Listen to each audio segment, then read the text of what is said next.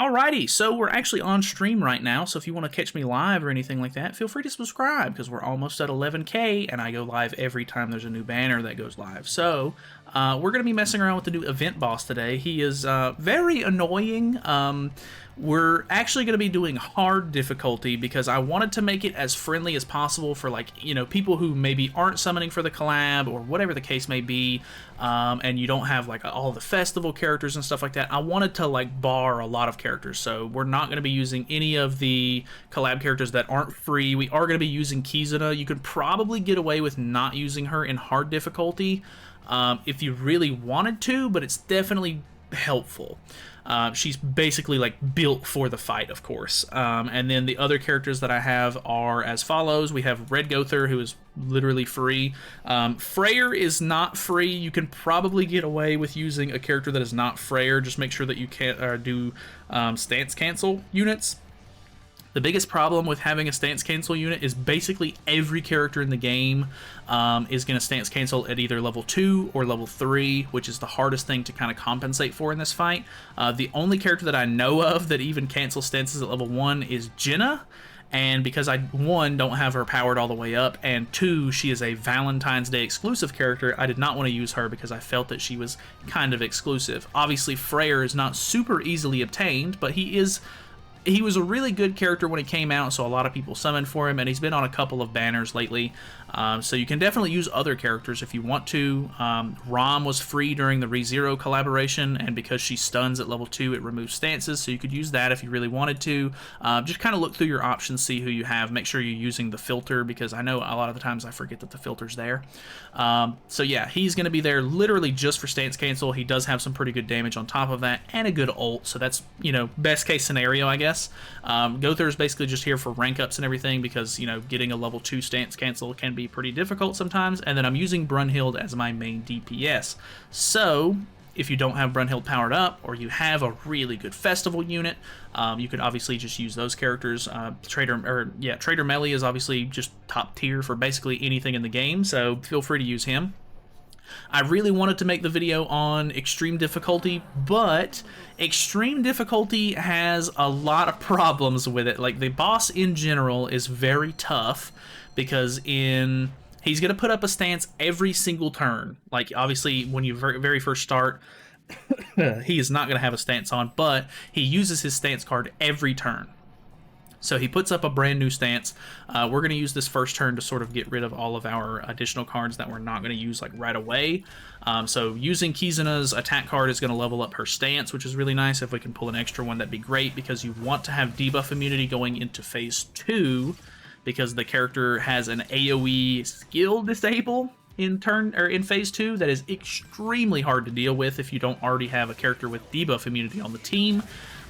You can't just use a cleanse unit, because if you're disabled, it doesn't cleanse, so that's a big problem. Getting rid of the stance every turn is a big problem. So, luckily, I think every time that I've ran this so far, I've been able to pull an extra stance disable card from Freyr, which is very, very good. Obviously, if your RNG is not great, you're not going to pull that. But I think in this scenario, we're just going to go for these 2 attacks. I definitely should have used the Brunhild card instead. That was probably my bad. I think we still kill here. My Kizuna is 1-star super awakened at level 90, so nothing crazy there. So you don't even have to really have her all the way powered up. Really surprised that killed. So she's literally just on the team for me just for the debuff immunity, because there's not really another good unit that can get debuff immunity quickly. I thought about using maybe Red Arthur, but then you're going to have to worry about pulling an extra card to merge and then rank it up, or have to try to pull 4 of the cards if you wanted to go that route, which is not a good move in my opinion. So it's just, I don't know, there's not really a whole lot of great options. The only way that you're really going to be able to get away with doing extreme difficulty is if you're using all collab units, because they made it to where collab units deal 120% additional damage and they take 80% less damage.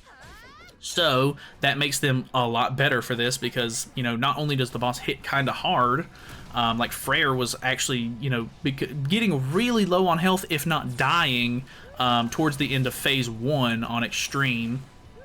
which was really hard to deal with. So he deals a lot of damage and everything.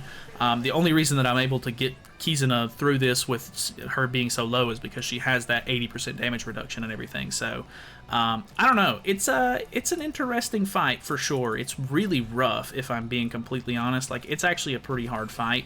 So, you know, don't feel ashamed or feel like you have to do it on extreme. It's going to be way more worth it to just run it on a lower difficulty that's easier, and you can get it over with, you know, a couple of times very fast, over doing it, you know, several times, maybe not even winning, just for a little bit more rewards. Like, it's not that big of a deal. I recommend running it on a lower difficulty if possible. So that's pretty much the run. Like I said, obviously, if you don't have Freyr, substitute him out for another stance cancel unit. That's basically the biggest thing other than having debuff immunity. And because you get Kizuna for free, it shouldn't be the worst thing in the world. Obviously, like I said, not everybody wants to power her up, but I literally went 91-star Super Awakened. I plan on Super Awakening her more, but this is just the one that I pulled off the banner. I don't have the free copy just yet. So this is, like, I guess, pretty standard. You might not even get her to level 90 maybe. You could maybe get away with doing it at level 80. But I don't know, kind of just mess around with your options. Try a couple things out. If it doesn't work for you, switch some things up.